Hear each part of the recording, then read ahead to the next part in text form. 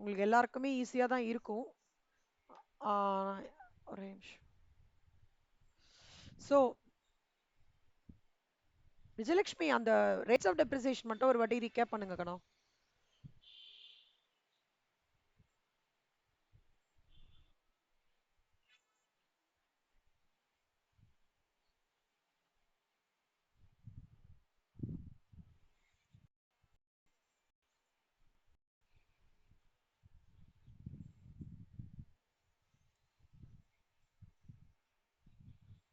Super.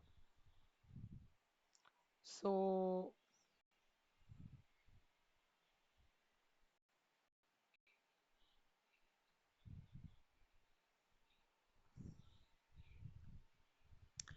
எல்லாருக்கும் இந்த June first week காலேஜ்ல லீவ் கிடைக்குமாடா எக்ஸாம்ஸ்க்கு?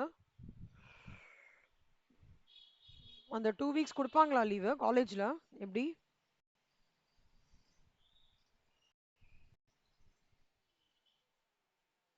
நீங்க எல்லாம் சேர்ந்து கொஞ்சம் ப்ரையராகவே ரெக்வஸ்ட் பண்ணி லெட்டர்லாம் போய் இல்லை பேரண்ட்ஸ்ல கூட்டிட்டு போய் பண்ணி கொடுத்துரு பண்ணுங்கடா. ஏன்னா ரெண்டு எம்ஓபி வைஷ்ணவெல்லாம் ஃபர்ஸ்ட் கொடுக்குறேன்னு சொன்னாங்களாம். அதுக்கப்புறம் கடைசியா இல்ல ஏதோ என்னது நியூஸ் மேகசின் ரெடி பண்ணோம் அப்படின்னு சொன்னாங்களாம். அப்புறம் பேரண்ட்ஸ்லாம் பேசி அதுக்கப்புறம் பண்ணியிருக்காங்க.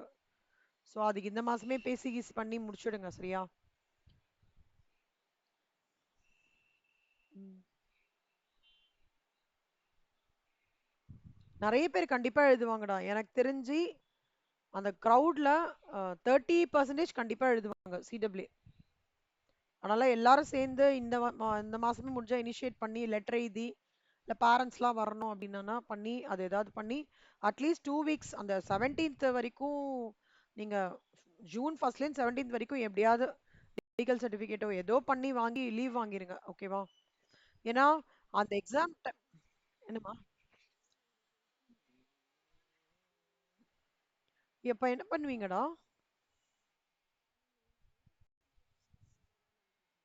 ஃபுல் ஃபுல் ஜூன் ஃபுல் ஜூனுமே இருக்குமா?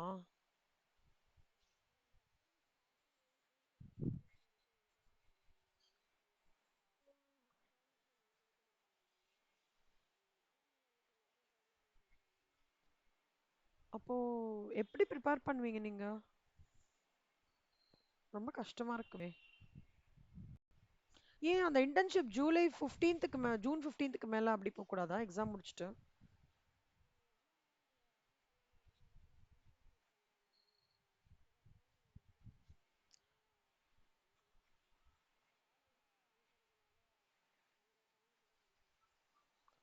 ஓகே, காலேஜ்ல கேட்டு பாருங்களேன்.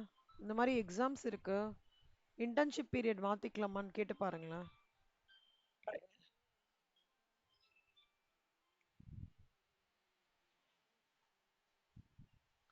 ஓ அப்படின்னு சொல்லிட்டாங்களா? அச்சச்சோ. ம். எப்படி நீங்களாம் பிளான் பண்ணிருக்கீங்க? எக்ஸாம் டேஸ் மட்டும்னா கஷ்டமா இருக்குமே. ஆ.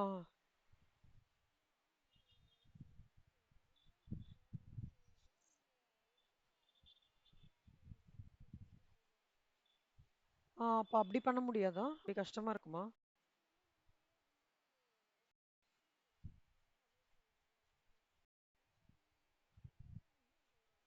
ம். இல்ல இப்ப எம்ஓபி வைஷ்ணவ்லலாம் என்ன பண்ணிருக்காங்கன்னா இன்டர்ன்ஷிப் இருக்கு. அவங்களுக்கு வந்து அப்படியே செப்டம்பர் மாசம் மூவ் பண்ணி கொடுத்துருக்காங்க. ஸோ அந்த 2 வீக்ஸ் மெடிக்கல் சர்டிஃபிகேட் ப்ரொடியூஸ் பண்ணி பண்ண சொல்லியிருக்காங்க. பேரண்ட்ஸ்லாம் கூட்டின்னு வந்து ஸ்டூடெண்ட்ஸ்லாம் பண்ணியிருக்காங்க. ஒரு 35 பேர் எழுதுறாங்க போல இருக்கு சிடபிள்யூ. நல்லா அந்த மாதிரி இன்டர்ன்ஷிப். அது பார்த்துக்கோங்க. ஏன்னா எனக்கு வந்து இவ்வளோ நீங்க எஃபர்ட் எடுத்துட்டு அப்புறம் ரிவிஷனுக்கு வந்து டைம் இல்லைன்னு வச்சுக்கோங்களேன். ரொம்ப கஷ்டமாயிடும். இன்டர்ன்ஷிப் எப்படி கூட பண்ணிக்கலாம். இப்போ எப்படி சொல்றது? ஆஹ் அதனால நீங்க பாருங்க, அது கரெக்டா பிளான் பண்ணிக்கோங்க இப்பவே. ஏன்னா பேரண்ட்ஸ்லாம் போய் பேசினதுக்கு அப்புறம் தான் அங்க விட்டாங்க எம்ஓபி வைஷ்ணவ்ல எக்ஸாம்ஸ்க்கு. நல்லா பார்த்து அக்கார்டிங்கா பிளான் பண்ணிக்கோங்க.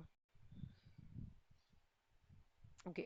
So X limited has sold the following assets to its employee Mr. Amit, compute taxable perquisite. Computer வந்து இப்ப இந்த டெப்ரிசியேஷன்லாம் உங்களுக்கு புரியும் இல்லையா? WDV மெத்தட்ல கால்குலேட் பண்ணது எல்லாமே புரியும். அதே மாதிரி காருக்கு டெலிவிஷனுக்கு எல்லாம் புரியும். ஸோ WDV கிடைச்சிரும் கண்ணா. 25 1,90,000.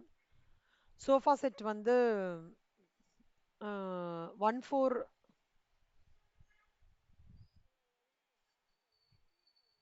ஆ ஓகே. ஓ 10 இயர்ஸ்க்கு ஆமாமா 10 இயர்ஸ்க்குனா WDV வந்து நில். கரெக்ட். கரெக்டா WDV. தேங்க்யூடா. நில். சேல் வேல்யூ வந்து அவங்க கொடுத்துருக்காங்க ஆல்ரெடி 20,000 50,000. ஸோ WDVக்கு ஸோ இந்த டிஃபரன்ஸ் இருக்குல்ல, difference will be a taxable perquisite. See இங்க WDVயே இல்ல, அப்ப there is no point of comparison. Taxable பர்கசைட்டும் வந்து நில்லு. ஸோ இதோட டிஃபரன்ஸ் வந்து ஞாபகம் வச்சுக்கோங்க. அப்ப ஸ்டெப் ஒன் வந்து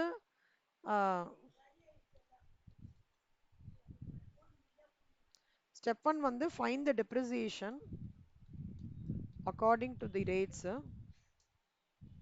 and method.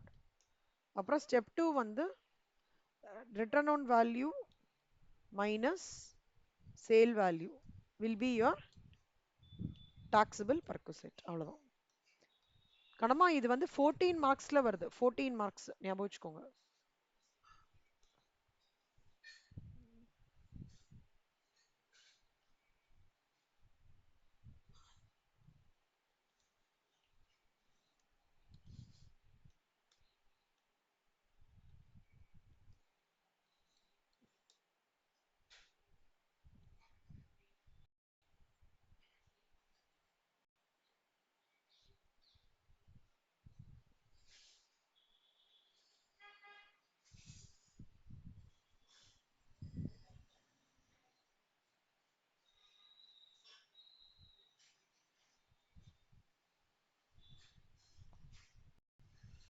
இப்ப பாருங்கண்ணா, மெடிக்கல் ஃபெசிலிட்டி. இப்ப மெடிக்கல் ஃபெசிலிட்டி வந்து எம்ப்ளாயிக்கு இந்த ஹாஸ்பிட்டல் எம்ப்ளாயர் மெயின்டைன் பண்ணாங்கன்னா fully exempted. Okay.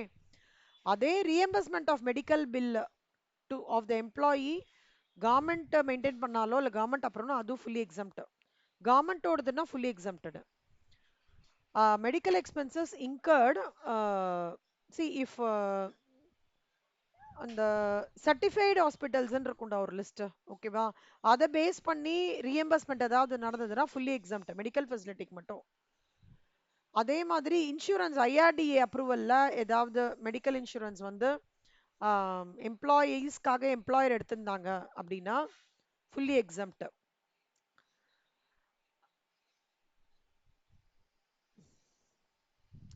IRDA insurance regulatory development authority அவங்களோடதுல any reimbursement by the employer of any insurance premium paid by the employer for the insurance of his health or the health of any member of his family fully exempt. Next இப்போ COVID-19 இருக்கு இல்லையா, அந்த positive ரிப்போர்ட்லாம் இருந்ததுல இன்லெஸ்னா, அதாவது ப்ராப்பரா அவங்க எவிடன்சஸ்லாம் ப்ராப்பரா கொடுத்து நிஜமாலே இவங்க சஃபர் பண்ணியிருக்காங்க, அது வந்து அவங்களுக்கு அவங்களோட ஃபேமிலி மெம்பர் சஃபர் பண்ணியிருக்காங்க அந்த மாதிரி கொடுத்தானாக்கா ஃபுல்லி எக்ஸம்ட். மெடிக்கல் எக்ஸ்பெண்டிச்சர் வந்து அவுட் சைட் இந்தியா, நான் தாய்லாந்து போகிறேன், அங்கே எனக்கு மெடிக்கல் எக்ஸ்பென்ஸ் ஆயிருக்கு அப்படின்னா RBI எனக்கு எவ்வளோ பர்மிட் பண்ணியிருக்காங்கன்றது வரைக்கும் எக்ஸம்ட். அதே மாதிரி ஒரு கேர்டேக்கர் எடுத்துகிட்டு போகிறேன், அட்டெண்டன்ட் எடுத்துகிட்டு போகிறேன்னா எல்லாமே exempt. Cost of travel patient plus one attendant caretaker அதுக்கு ஒரு லிமிட் போட்டிருக்காங்க.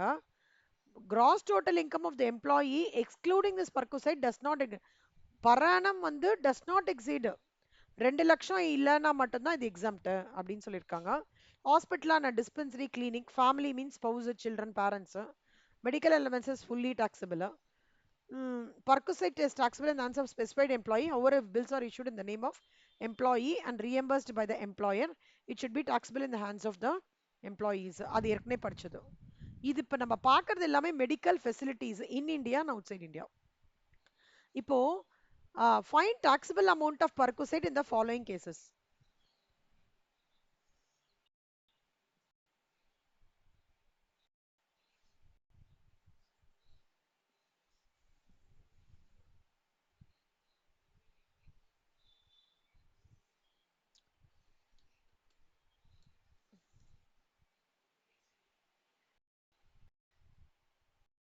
இப்போ பாருங்க கண்ணா, Y வந்து has been allowed a fixed medical allowance of 2000 per month.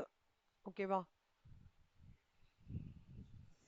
Apart from reimbursement of petty medical bills of 25,000, Z and his family get medical treatment in a dispensary maintained by employer maintain underline பண்ணிக்கோங்க. Value facility provided to Z and his family members during the previous year. First, why fixed medical allowance ன்றது fully taxable. So 2000 into 12 fully taxable. இப்போ Z வந்து family treatment எடுத்திருக்காரு, employer வச்சு எடுத்திருக்காரு. Okay, during the previous year இந்த 5000 2000 exempt, அவங்க ஒய்ஃப்க்கு எடுத்தது exempt, அவங்க சன்னுக்கு எடுத்தது எக்ஸம்ட், அவங்க டாட்டருக்கு எடுத்தது எக்ஸம்ட். நல்லா பார்த்துக்கோங்க செல்லம். டிபெண்ட் யங்கர் பிரதரு இது வந்து இது மட்டும் நல்லா பார்த்துக்கோங்க எக்ஸம்ட். ஆனா independent younger brother whose already earning இருக்காங்களே யங்கர் சிஸ்டர், அவங்களுக்கு taxable. Taxable dependent sister in law, சி டிபெண்டன்ட் சிப்ளிங்ஸ்க்கு மட்டும்தான் வந்து எக்ஸம்ட்.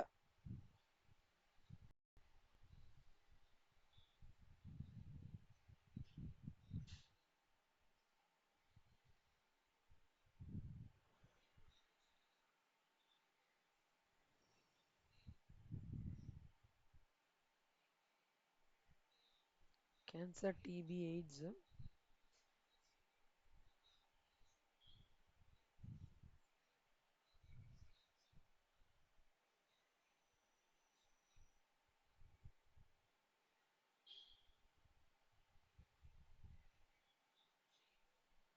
இப்ப இருக்கணும் ஃபேமிலினா யாருன்னா spouse, children, spouse, children, individual, parents, brothers, sisters, mainly dependent on him. இது ஞாபகம் வச்சுக்கோங்க.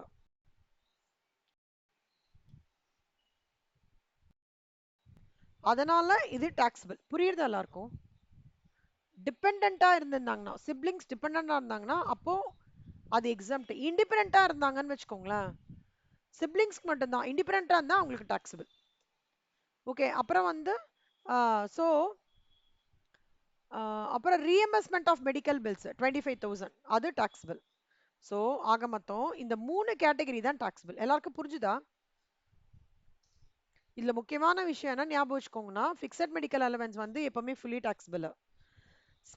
ஃபேமிலினா ஒய்ஃப், சில்ட்ரன், அதை தவிர நம்ம கூட பிறந்தவங்க, அப்புறம் வந்து பேரண்ட்ஸ் ஹூ ஆர் டிபெண்ட், அவங்களா தான் ஃபேமிலி அப்படின்றாங்க.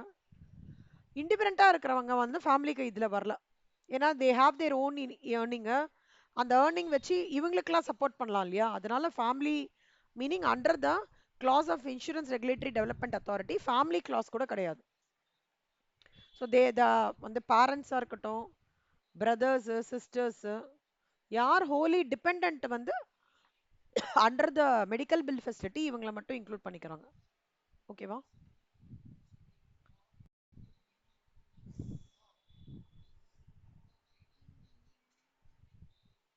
ஒரே நிமிஷம் கண்ணா, ஒரு 1 minute மட்டும் சொல்லுங்க.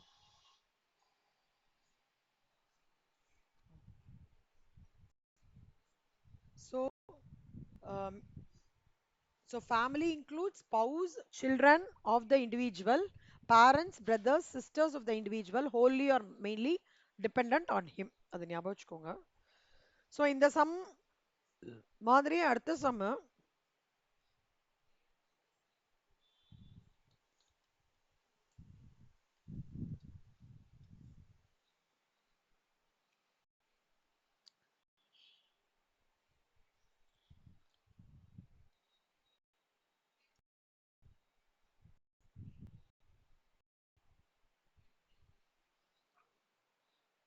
Himalaya Limited reimburses the following expenditure on medical treatment of the son of an employee, Karan.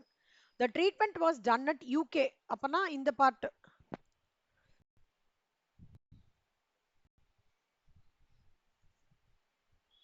outside India.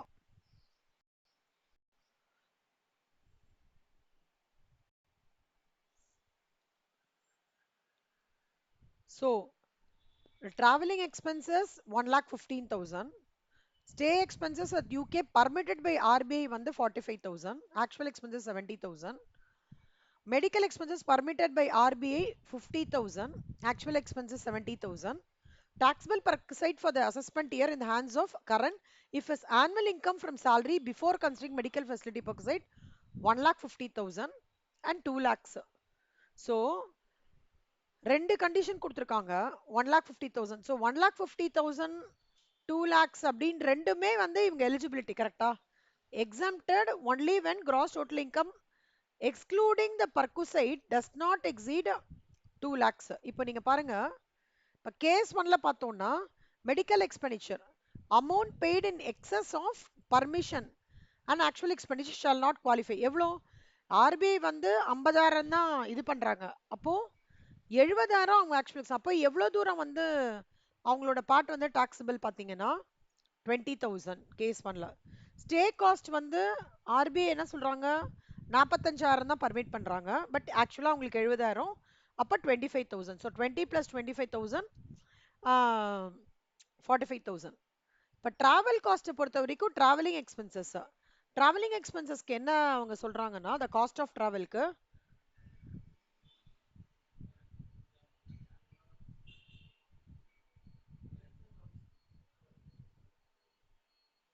travel cost shall be eligible for exemption only if the gross total income of the assessee does not exceed rupees 2 lakhs.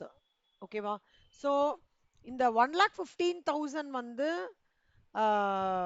Travelling cost as per இது வந்து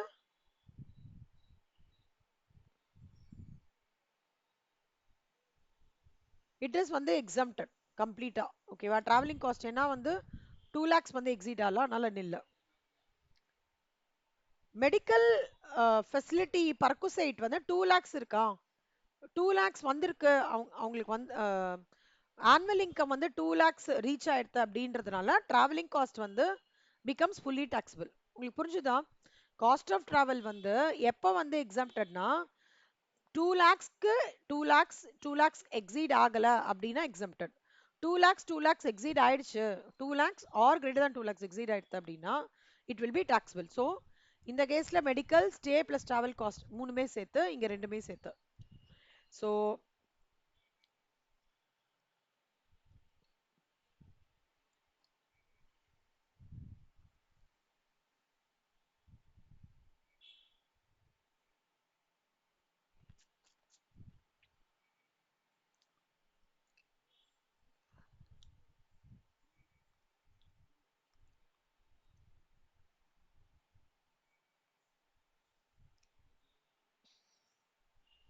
So step 1,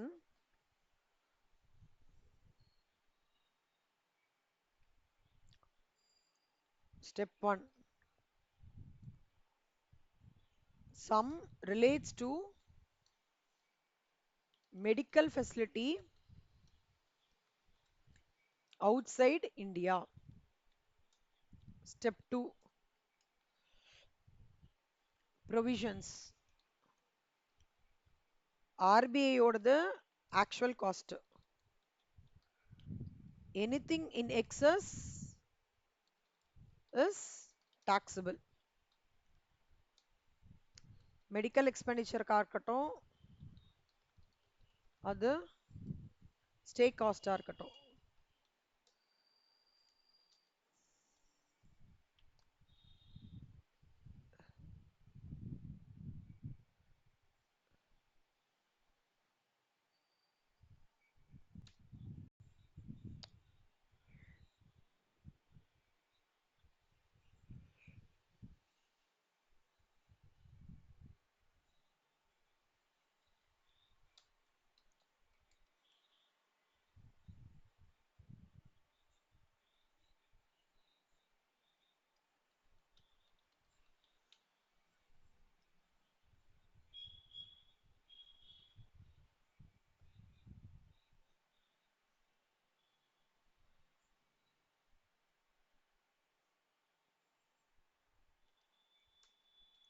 Step number 3, calculation of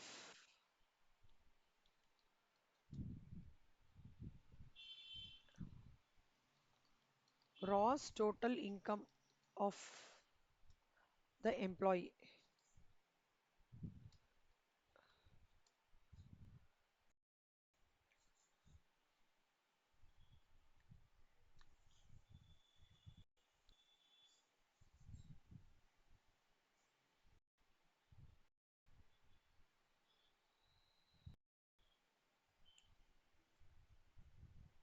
So 1,50,000 அப்புறம் expenditure வந்து ஒரு 20,000 அப்புறம் 25,000. So 1,95,000 இங்க 2,45,000. Step number 4, calculation of taxable perquisite.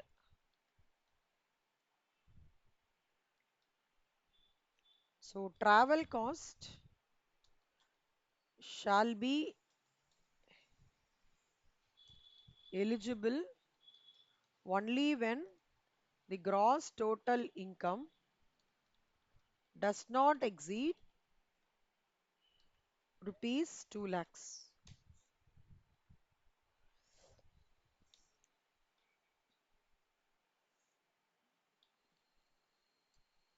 Step number 5.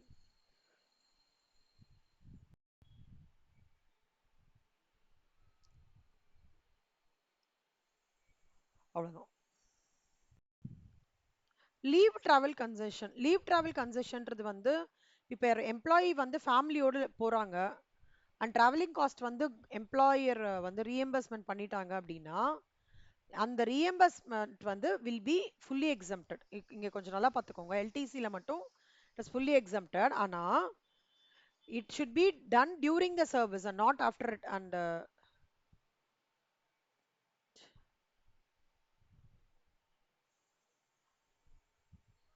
maybe things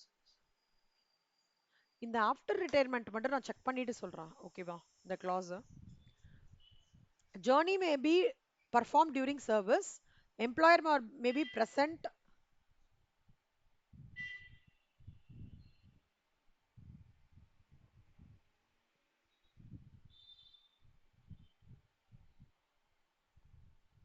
journey must be performed to any place. ரெண்டு clarify பண்ணணும், நான் கிளாரிஃபை பண்றேன் உங்களுக்கு. ஆஃப்டர் ரிட்டையர்மெண்ட் ஃபார்மர் ரெண்டுமே கிளாரிஃபை பண்றேன். journey must be performed to any place within India. அப்புறம் the exemption is limited to the extent of the cost of journey from the place of origin to farthest place. இப்போ வந்து if you want to go இங்க கொடுத்துருக்காங்க Goa, go to Goa, கல்கட்டாலேருந்து கோவாக்கு போனோம் அப்படின்னா மணாலிக்கு போயிட்டு கோவா போகக்கூடாது, ஓகேவா? வேரியஸ் பிளேசஸ் டுகெதர் இருக்கும். ஆனா எக்ஸம்ஷன் எப்போனா cost of journey from the place of origin to the farthest point வந்து whatever is reach by the shortest route. farthest point by shortest route ஞாபகம் வச்சுக்கோங்க. Employee may or may not be citizen of India, stay cost is not exempt.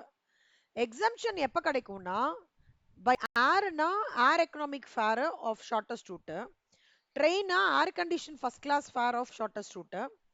See, when the place of origin and destiny is connected by rail, but journey வந்து வேற ஒரு transport மூலமா பண்ணானா அதே மாதிரி same as above. Recognized public transport exist அப்படின்னா first class or deluxe fare as recognized public transport systemனா red bus கேள்விப்பட்டிருக்கீங்களா? சாரி சாரி ரெட் பஸ் இல்ல செல்லம், சாரி பேரு ஞாபகம் வர மாட்டேங்குது.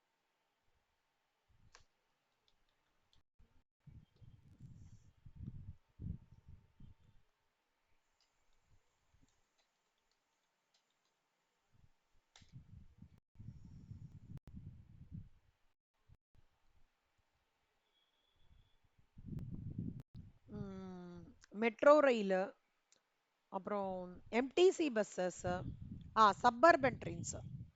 சப்பர்பன் ட்ரெயின்ஸ்ன்றது வந்து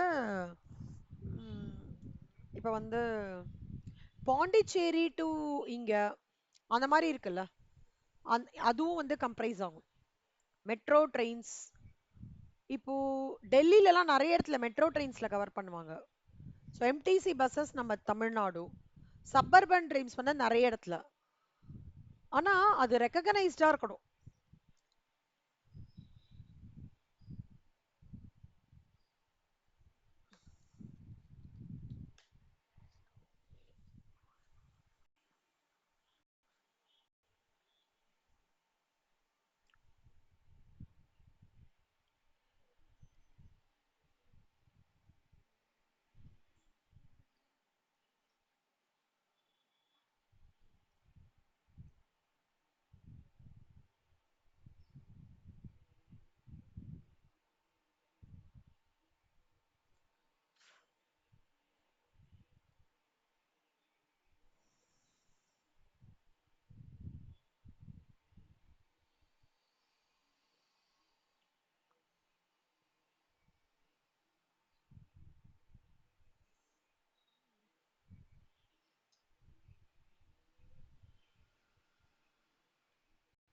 So it should be recognized.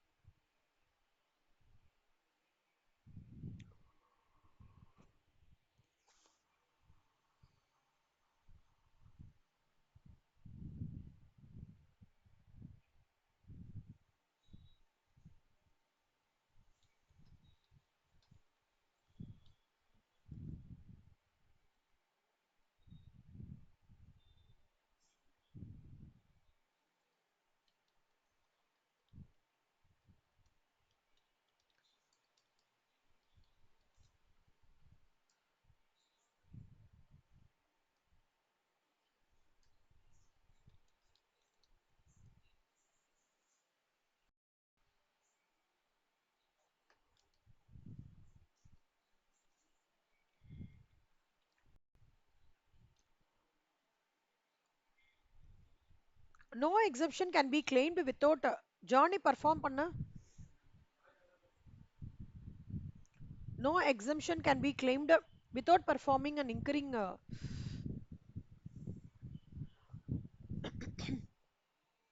expenses. Block periodன்றது 2 மார்க்ல வரும். நல்லா ஞாபகம் வச்சுக்கோங்க. ஒரு ரெண்டு ஜர்னி இருக்கு. Okay, exemption is available in respect of two journeys performed in a block of 4 calendar years. Calendar yearsனா என்னடா? Ashitha?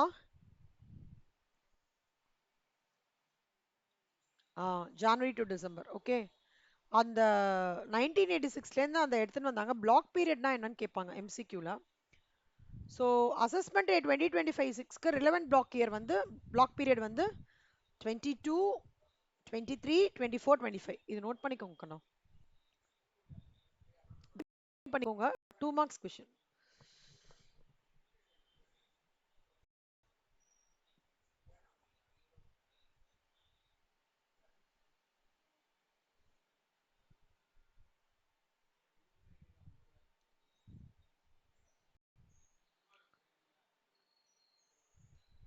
Carry forward facility. When the concession is not availed during the preceding block, then any one journey performed in the first calendar year of the immediately succeeding block will be additionally exempted. See, concession வந்து நான் preceding blockல பண்ணிட்டேன் அப்படின்னா succeeding blockல வந்து அதை நான் exemptionஆ claim பண்ணிக்கலாம். Define family கேட்பாங்க கண்ணா. Family, spouse, children, parents, brothers, sisters who are dependent on him. Restrictions on number of childrenன்றது இப்போ வந்து 2. ஓகேவா? 1998க்கு அப்புறம் 2ன்னு பண்ணியிருக்காங்க. Fixed leave travelance, fixed amount paid to employees by way of leave travelance shall not be exempt. அது அப்புறம் LTC வந்து high court judge, supreme court judge, any without any conditions அவங்களுக்குலாம் exempt. ஞாபகம் வச்சுக்கோங்க.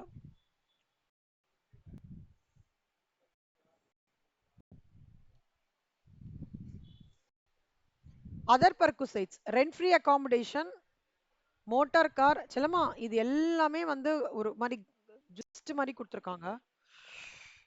ஓகேவா? ஸோ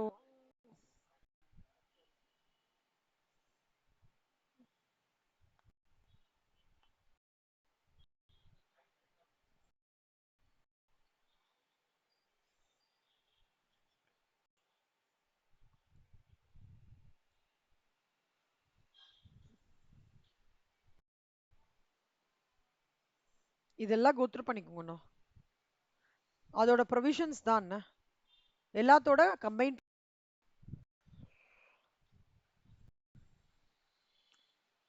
பர்குசைட் அக்ஷயா அவுட் ஆஃப் 5 எவ்வளோடா rate பண்ணுவா? Good. Akshaya, Ashwini, Ayesha, super செல்லம், Shreya, okay, Vashitha, super, Vijayalakshmi,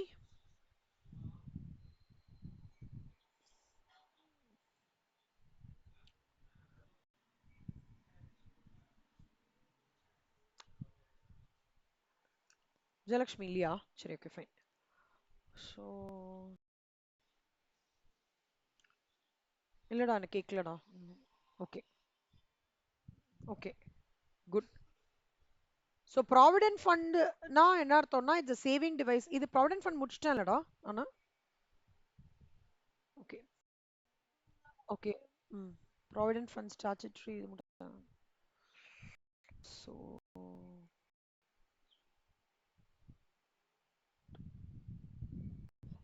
illustration 32. Selva illustration 32 முடிச்சிட்டோமாடா? 32 முடிச்சிட்டோம். 33 33 முடிச்சிட்டோம். இன்னும் என்ன முடிக்கல இதுல? எல்லாம் முடிச்சிட்டோமா? எல்லாம் டன்னாடா? அக்ஷயா எல்லாம் முடிச்சிட்டோமா செல்லம்? ஓகே. ஸோ salary ஓவரா? 38 ஆடா? ஓகே. யாருக்கு? அஸ்வினி சொல்லுங்க அஸ்வினி. 38ல சொல்லுங்க செல்லம். Interest on RPF. Interest on RPF என்ன கொடுத்துருக்காங்க? 11%. நம்மளுக்கு வந்து ஆர்பிஎஃப் பொறுத்த வரைக்கும் 9.5% வரைக்கும் எக்ஸாம் டெக்ஸஸ் டாக்ஸபிள். ஓகே இங்க என்ன சொல்லியிருக்காங்கண்ணா அவங்க? செல்லம்மா இது ஏற்கனவே கேட்டீங்கன்னு நினைக்கிறேன். இது தப்பு.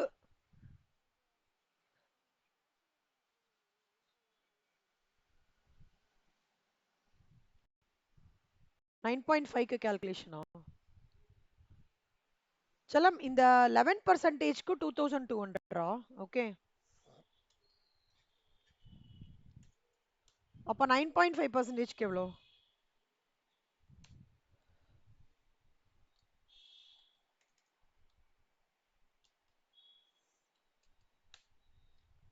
இதுதான் டாக்ஸபிள்.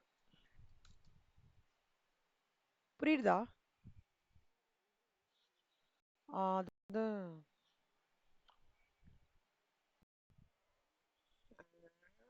இல்லடா செல்மா அது 9% தப்புடா கண்ணா.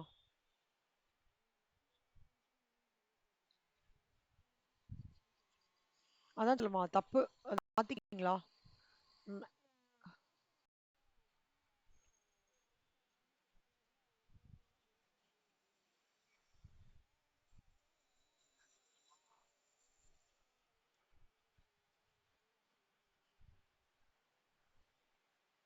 ஓ இது ரெண்டுமே வா?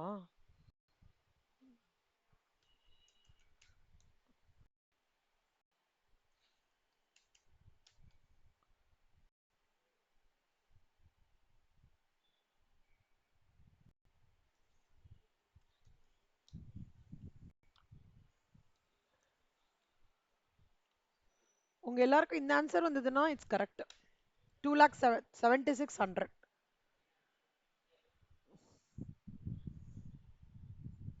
வந்துச்சா எல்லாருக்கும் செல்லம்?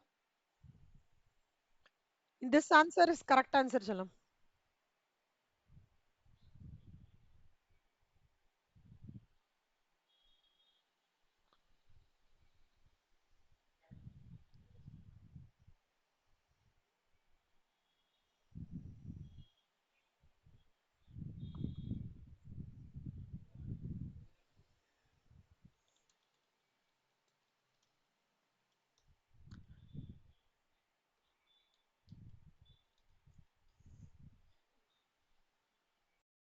ஓகே கண்ணம்மா சூப்பர்.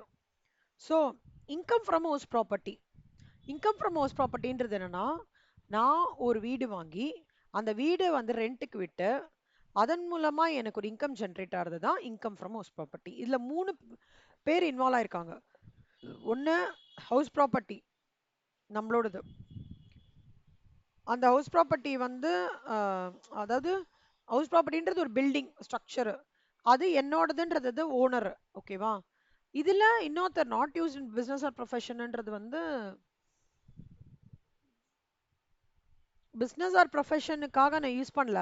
ஒரு டெனண்ட்டுக்கு நான் விட்டுருக்கேன். ஒரு பர்சனுக்கு நான் விட்டுருக்கேன். ரெண்ட் வாங்குறேன். 3 வே ரிலேஷன்ஷிப்.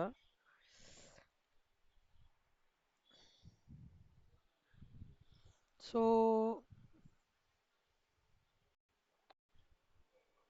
செல்லம்மா மாடியூல் ஒன்னும் மாடியூல் டூவும் ஒரே பேப்பர்ல ஒரே எக்ஸல் ஃபைல சரியா?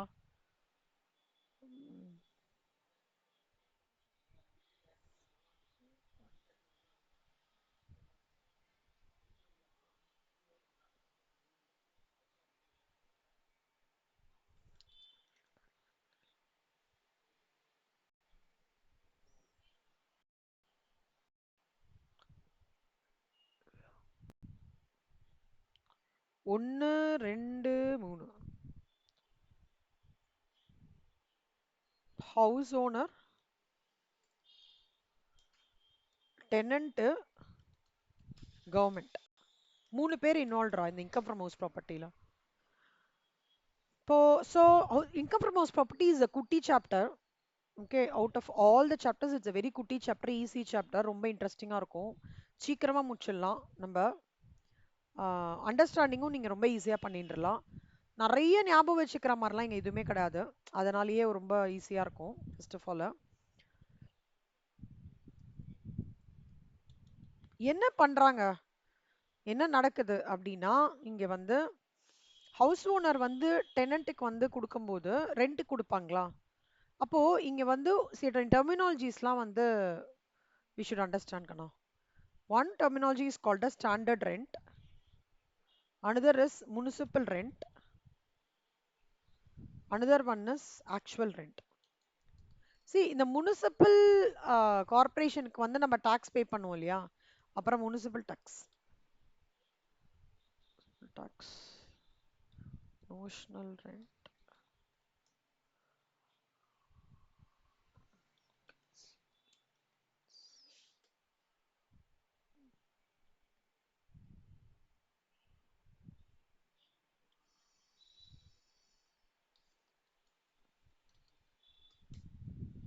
இதெல்லாம் நீங்க வந்து இப்போ இந்த டெர்மினாலஜிஸ்லாம் அண்டர்ஸ்டாண்ட் பண்ணிட்டீங்கன்னா income from house property will be a cake walk.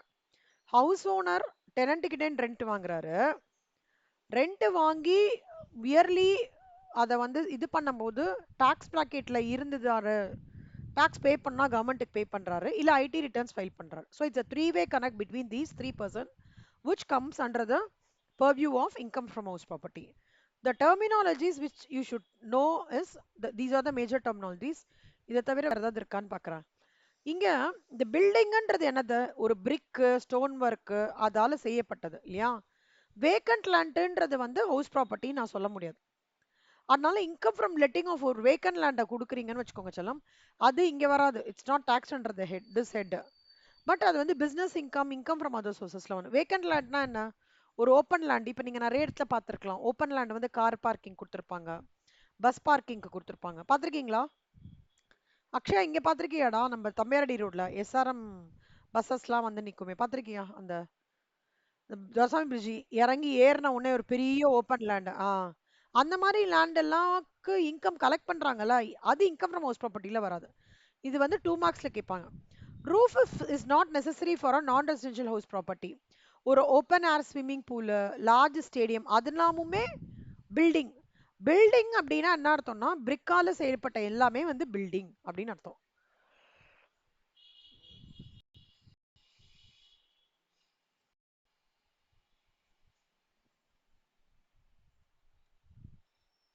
இப்போ ஒரு லேண்ட், ஒரு பில்டிங்னா இண்டிபெண்டன்ட் பில்டிங்காகவும் இருக்கலாம், ஃபிளாட்டாகவும் இருக்கலாம். கரெக்டா? Land appurtenant to a building includes car parking இருக்கும், பேக் யார்ட்ஸ், கோர்ட் யார்ட்ஸ் அதெல்லாமே land appurtenant to appurtenant to a building. இப்போ வந்து லீகல் ஓனர்னா யாருன்னா, யாருக்கு அதுல வந்து முக்கியமான உரிமை இருக்கோ as per the transfer of property act வந்து லீகல் ஓனர் அப்படின்னு சொல்லுவாங்க. பெனிஃபிஷியல் ஓனர்னா என்ன?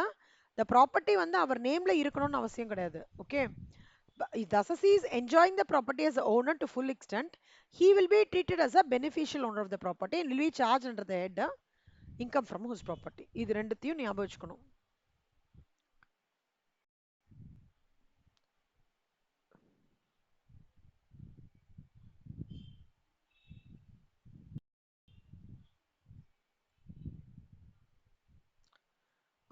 வந்து டீம்டு ஓனர்னு சொல்றாங்க. டீம்டு ஓனர்னா யாருன்னா he has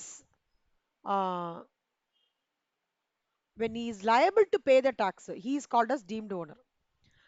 இப்போ let's say ஒரு இதை வந்து நான் ஸ்பௌஸுக்கோ ட்ரான்ஸ்ஃபர் பண்றேன்னு வச்சுக்கோங்களேன். ஸ்பௌஸுக்கு இல்ல minor child not being a man without any adequate consideration, then the transferor இருக்கார் இல்லையா, அப்போ he will be called as a deemed owner. இப்போ வந்து எக்ஸ் வந்து 5 லட்சம் worth of அவங்களோட ஹவுஸ் ப்ராப்பர்ட்டியை ஒய்ஃப்க்கு பண்றாங்க அவுட் ஆஃப் லவ் அண்ட் அஃபெக்ஷனா. In such case though Mrs X is a legal owner, Mr X இருக்கார் இல்லையா, அவர் தான் வந்து deemed owner. He is liable to pay the tax. புரிஞ்சதா? Any doubt? டிரான்ஸ்ஃபரை வந்து நல்லா ஞாபகம் வச்சுக்கோங்கன்னா, ஒன்றும் ஒய்ஃபா இருக்கலாம் இல்லை minor child other than the married daughter.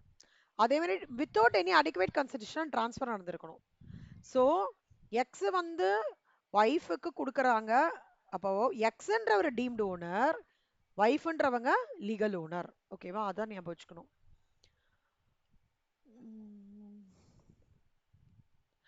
The holder of an impartable estate, the property which is not legally divisible, is treated as a deemed owner of a house property. Impartable estate is an estate to which assessee is succeeded by grant or covenant. அதாவது ஒரு grand மூலமா வந்து like அவருக்கு கிடைச்சிருக்கு அப்படின்றது தான் வந்து இம்பார்ட்டபிள் estate அப்படின்னு சொல்லுவாங்க. சப்போஸ் ப்ராப்பர்ட்டி வந்து ஒரு கோஆபரேட்டிவ் சொசைட்டியோ அசோசியேஷன் ஆஃப் பர்சன்ஸோ வச்சிருக்காங்க அப்படின்னா, அண்ட் வந்து ஹவுசிங் பில்டிங் ஸ்கீம்ல அலோகேட் ஆயிருக்குன்னா அவங்களையும் டீம்டு ஓனர் சொல்லுவாங்க. 7 மார்க்ஸ்ல வரும் செல்லம், ஞாபகம் வச்சுக்கோங்க டீம்டு ஓனர்னா என்னன்னு.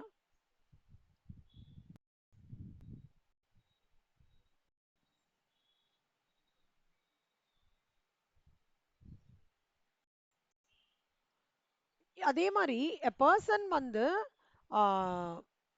ஒரு பொசஷன் வந்து எடுத்திருக்காரு, ஒரு பில்டிங்கோட possession. as per the transfer of property act is deemed as the owner of that building. Tax point, assessee has taken the possession, he has partly performed the contract, he has paid. contract writingல இருக்கு. இப்போ வந்து sale deed இல்லைன்னா கூட okay, certain other document like power of attorney. Power of அட்டார்னினா என்னடா அர்த்தம்?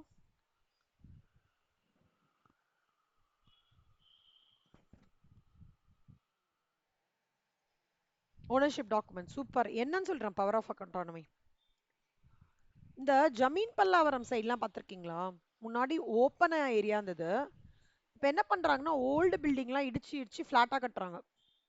பார்த்துருக்கீங்களா அந்த சைட்? ஜமீன் பல்லாவரம், ராஜகீழ்ப்பாக்கம், அந்த ஏரியாஸ்லாம்.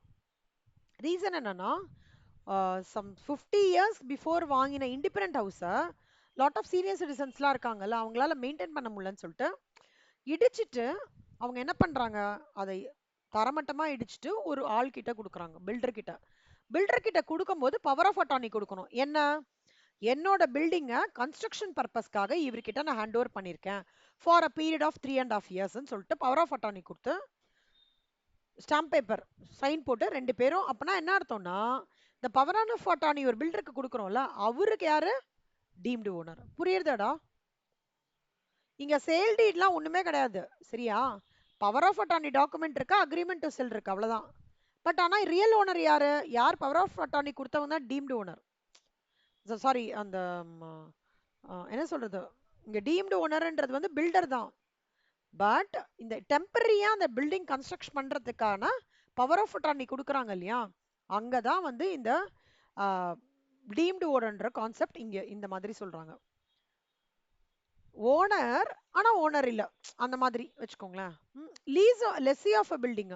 அதே மாதிரி இவ்வளோ 5 வருஷத்துக்கு நான் இந்த பில்டிங் எடுத்துக்கிறேன், லீஸ் பீரியட் வந்து 12 வருஷம்குள்ள இருக்கணும். ஓகே, எக்ஸ் பார்த்தீங்கன்னா ஒரு ப்ராப்பர்ட்டி வந்து ஒய்க்கு கொடுக்குறாங்க 9 வருஷம். ஒய் என்ன பண்றாரு, ரெனியூவர் ரிலீஸ் பண்றாங்க 3 வருஷத்துக்கு எக்ஸ்டெண்ட் பண்ணி. அப்ப miss Y will become the deemed as a owner of the property. Suppose renewal of life வந்து எப்படி பண்ணிப்பாங்கன்னா, நீ 11 மாசத்துக்கு ரெனியூ பண்ணிருக்கோமா, அப்பதான் then X will be the property owner of the property and liable to tax under the section 22. புரியுதா? Lease lessee of a building 10 வருஷம் தான் condition லெஸ்ஸிக்கு.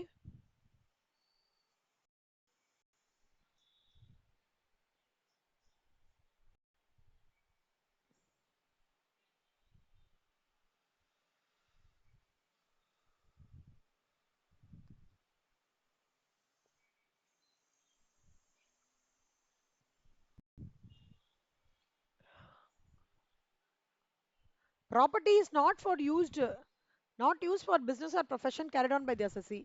When the business carries on business or profession for his own property, annual value is not at all taxable. நல்ல ஞாபகம் வச்சுக்கோங்கண்ணா, நான் இந்த ப்ராப்பர்ட்டியை நாளே self occupied பண்ணிக்கிறேன்னா அங்கே ஏதாவது என்னாலுக்கு ரெண்டே வராது இல்ல. எப்போ உங்களுக்கு இன்கம் வருமோ அப்பதான் உங்களுக்கு டாக்ஸும் வரும். கரெக்டா? இந்த பேஸ்லைன் அண்டர்ஸ்டாண்ட் பண்ணிக்கோங்க செல்லமா. எப்போ உங்களுக்கு இன்கம் வருதோ அப்பதான் டாக்ஸ். எப்போ உங்களுக்கு டாக்ஸ் வருமோ அப்பதான் நீங்க இந்த டீடைல் கால்குலேஷன்ஸ்லாம் போடணும். செல்ஃப் ஆக்குபைட்ல இன்கம் வரும். அப்போ உங்களுக்கு எதுவுமே கிடையாது. டாக்ஸே அந்த போர்ஷன்ல நில்லு. அவ்வளவுதான். see என்னெல்லாம்னா எம்ப்ளாயீஸ் வந்து ப்ராப்பர்ட்டி லெட் அவுட் பண்றாங்க. ஓகே, letting out வந்து shall be deemed incidental to the business. such rent வந்து profits and gains of business or professional பண்ணுவோம். கவர்மெண்ட் ஏஜென்சிக்கு வந்து ஒரு அசசி வந்து லெட் அவுட் பண்றாரு. நான் போலீஸ் ஸ்டேஷன், இப்பதான் பேங்க்ல நிறைய இதெல்லாம் பண்றாங்க இல்லையா, அது வந்து ப்ராஃபிட்ஸ் அண்ட் கெயின்ஸ்ல வந்துடும். ஆன்சிலரி யூனிட்ஸ் அப்படின்னா என்னன்னா, which manufactures components required by the assessee. குட்டி குட்டி குட்டி பாட்டு நட்டு போல்ட் எல்லாம் பண்ணாங்க, அது எங்க வரும்? Profits and gains or business or profession. இது வந்து எக்ஸப்ஷன்ஸ்.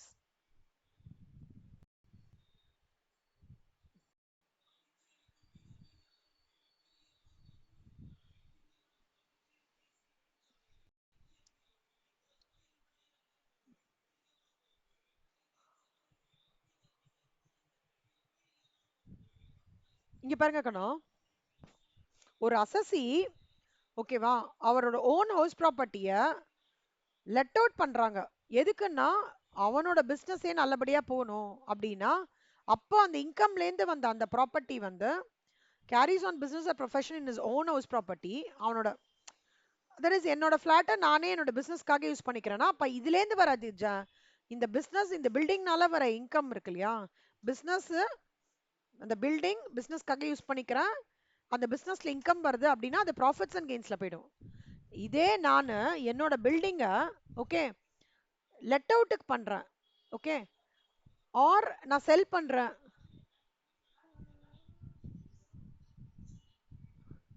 லெட் அவுட் பண்றேன் இல்ல செல் பண்றேன், லெட் அவுட் பண்றேன்னு வச்சுக்கோங்க, இன்கம் ஃப்ரம் ஹவுஸ் ப்ராப்பர்ட்டியில் இதுவாகும். செல் பண்றேன்னு வச்சுக்கோங்க செல்லம், கேபிட்டல் கெயின்ஸ்ல வந்துடும்.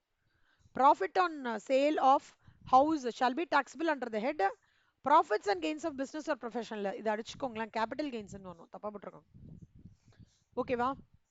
எனி அசட்டை நீங்க விக்கிறீங்க, அதன் மூலமா ஒரு கெயின் வருது இல்லையா, அந்த கெயின் வந்து will be taxable under the head income from capital gains. ஞாபகம் வச்சுக்கோங்க. அப்புறம் பாருங்க கண்ணா, ஹவுஸ் ப்ராப்பர்ட்டி வந்து அப்ராட்ல இருக்கு. Annual value of such property வந்து ஆர்டினரி ரெசிடென்ட்னா டாக்ஸபிள், நாட் ஆன்லி ரெசிடென்ட்னா income must be received in India. இது வந்து டாக்ஸபிலிட்டி. காம்போசிட் ரெண்ட் முக்கியமான word. Building okay if the owner gets charges for other services or rent of other assets provided. அதாவது இப்போ நிறைய பேர் வந்து ஃபர்னிச்சரோட கொடுக்குறாங்க தெரியுமா, பார்த்துருக்கீங்களா? ஃப்ரிட்ஜு, வாஷிங் மிஷின் எல்லாத்தையும் சேர்த்து கொடுத்துருக்காங்க இல்லையா, and gets charges for other services and rent of other assets provided in the building. The amount so received is termed as composite rent. Composite rent is equal to rent for building plus rent for assets slash charges for various services. ஞாபகம் வச்சுக்கோங்க.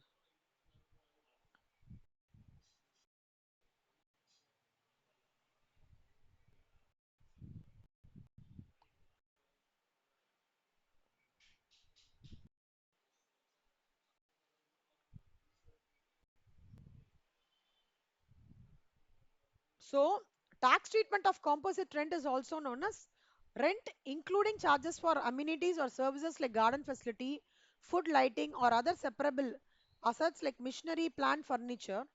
If the owner of the house property gets composite rent for both the property as well as for services rendered, such composite rent வந்து நல்ல ஞாபகம் வச்சுக்கோங்கண்ணா, some received for the use of building னா income from house property ல வரும். other amenities னா profits and gains of business or profession, income from other sources. அவ்வளவுதான். இது நம்ம இது சம் வரும்போது பார்த்துக்கலாம், ரொம்ப டீட்டெயிலாம் பார்க்க வேணாம். கோ ஓனர்ஷிப்லாம் ஓகே ஃபைன்.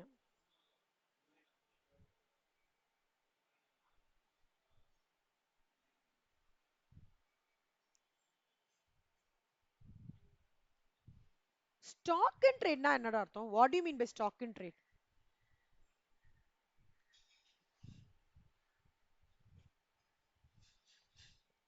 ஸ்டாக் இன் ட்ரேட்னா என்ன அர்த்தம்?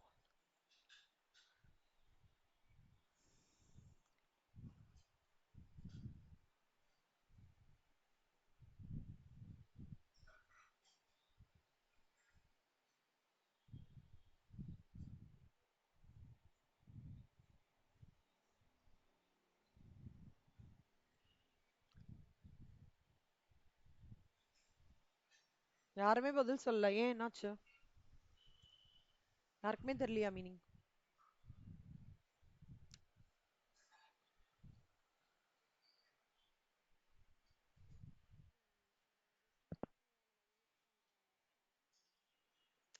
அந்த மாதிரி ஹவுஸ் ப்ராப்பர்ட்டியும் இருக்குடா. ஓகேவா? குட். அண்ட் லெட் அவுட் பண்ணல, நான் ஹவுஸ் ப்ராப்பர்ட்டியை வாடகை விடாம வச்சிருக்கேன்.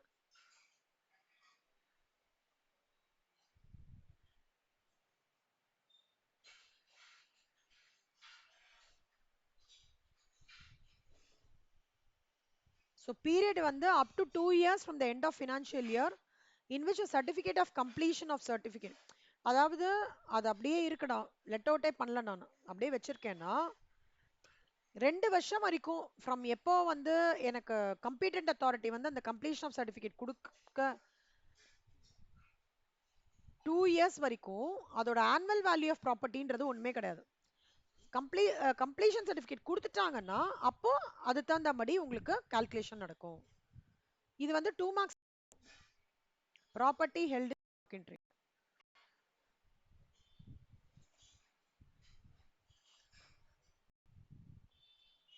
இப்போ exempted ப்ராப்பர்ட்டிஸ் பாருங்க கண்ணா. Income or exempted from tax any one palace. இப்போ மைசூர் பேலஸ்லாம் இருக்கு இல்லையா, part of which self occupied ரிமைனிங்ல exempted. சயின்டிஃபிக் ரிசர்ச் அசோசியேஷன் கோவிட்காக பூனால இது பண்ணாங்களே அவங்களது exempt.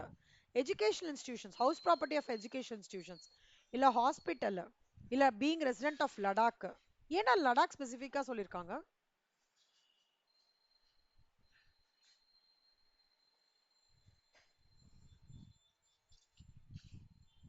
பார்டர்ல இருக்காங்க. ஏன் பார்டர்ல இருந்தானே? கரெக்டா தான் சொல்றேன், இல்லடா? இன்னும் கொஞ்சம் எக்ஸ்பிளைன் பண்ணி.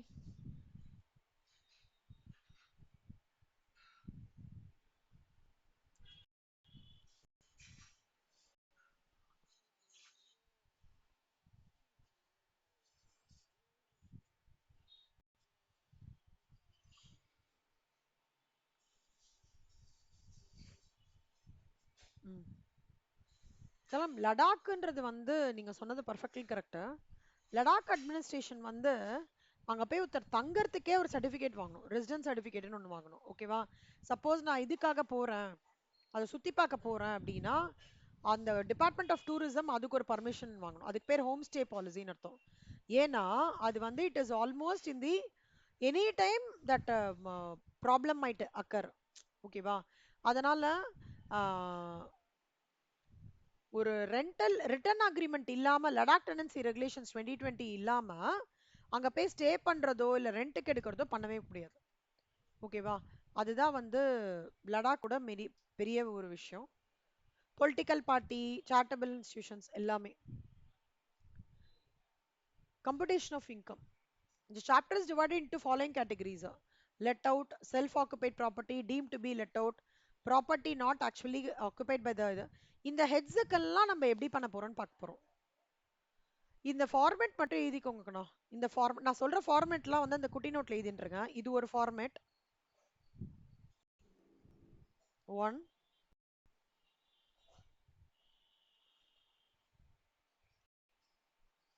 அப்புறம்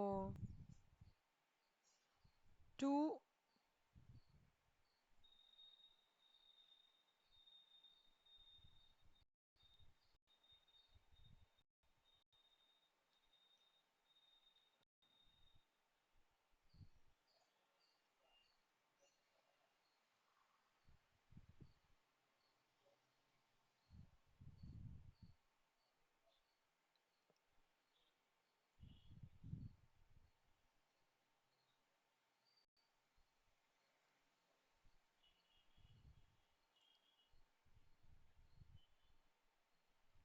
3,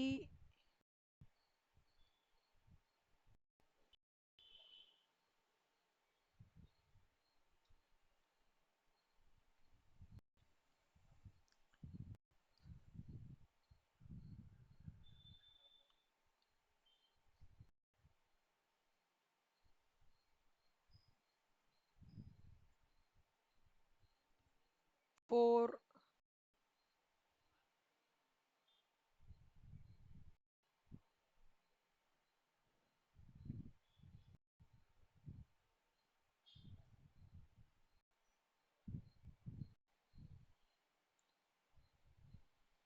அவ்வளவுதான். அந்த 4 ஃபார்முலா மட்டும் எழுதிக்கோங்க. ஓகேவா? ஸோ அது இது எழுதிட்டீங்க அப்படின்னா சம்ஸ் வந்து ரொம்ப ஈஸியா இருக்கும். குட்டி இவ்வளவுதான் format. Income from house property இவ்வளவுதான் ஃபார்மேட். அப்புறம் இதுதான், இது ரெண்டு தான் மேஜர். ஓகேவா? ஸோ நாளைக்கு கிளாஸ் இருக்கு. ஓகே, மார்னிங் இதே டைம் மீட் பண்ணலாமா? 8:30 to 10. இதே மீட் பண்ணி நாளைக்கு இன்கம் ஃப்ரம் ஹவுஸ் ப்ராப்பர்ட்டி 90% நான் முடிச்சிடுவேன். சரியா? அப்புறம் then we will move on to Monday or Tuesday we will go to profits and gains of business or profession. சரியா? ஐடிடி நாளைக்கு ஒரு 1.5 மணி நேரம் கிளாஸ் இருக்கு. நான் டைமிங் மட்டும் உங்களுக்கு சொல்றேன். ஐடிடியும் இதுவும். ஓகே சலம். இன்னைக்கு ஈவினிங் ஆடா? இன்னைக்கு ஈவினிங் கிளாஸ் வைக்கலடா நானு. ஏன்னா நாளைக்கு உங்களுக்கு டெஸ்ட் வேற வச்சிருக்கேன் நானும். போர்ஷன்ஸ் வந்து என்னெல்லாம் தெரியுமா? ஃபினான்ஷியல் அக்கவுண்ட்ஸ்ல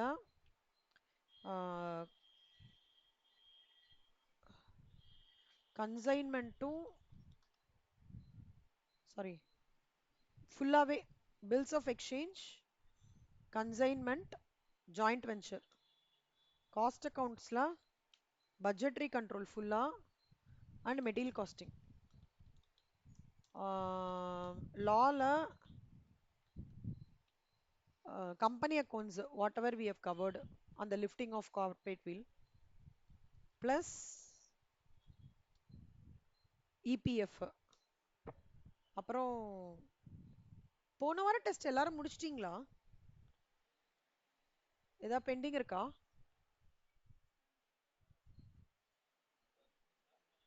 கொஸ்டின் பேப்பர் கொடுத்தேன்னா புரியலடா. இல்ல போன வாரம் இல்லடா, அதான் அந்த டெஸ்ட் முடிச்சிட்டீங்களான்னு கேக்குறேன்.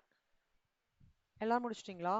அஸ்வினி, ஸ்ரேயா, விஜயலக்ஷ்மி, வர்ஷிதா, ஆயிஷா, அக்ஷயா.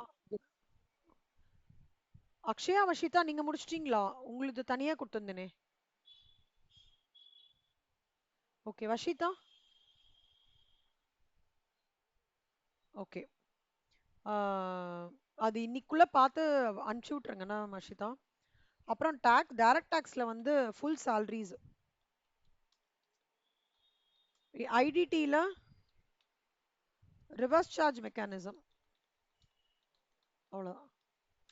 ஓகேவா? இது எல்லாமே டெஸ்ட் டெஸ்ட் நல்லா ப்ரிப்பேர் பண்ணிக்கோங்க.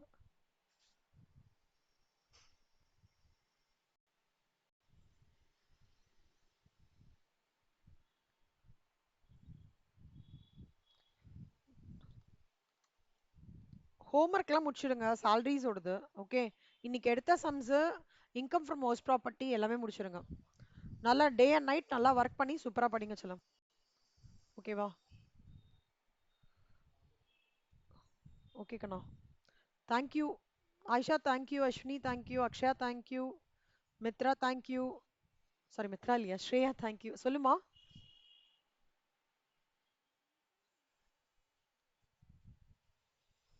இன்சூரன்ஸ் அண்ட் ஹையர் பர்ச்சேஸ் அனுப்பிச்சு விட்றேன்டா. ஓகே. ம். Shreya thank you, Jayalakshmi thank you, Vashitha thank you செல்லம். தேங்க்யூ கண்ணா. ம். Thank you so much. ஸோ இதோடதையும் அமுச்சு விட்டுடுறேன்டா இப்போவே.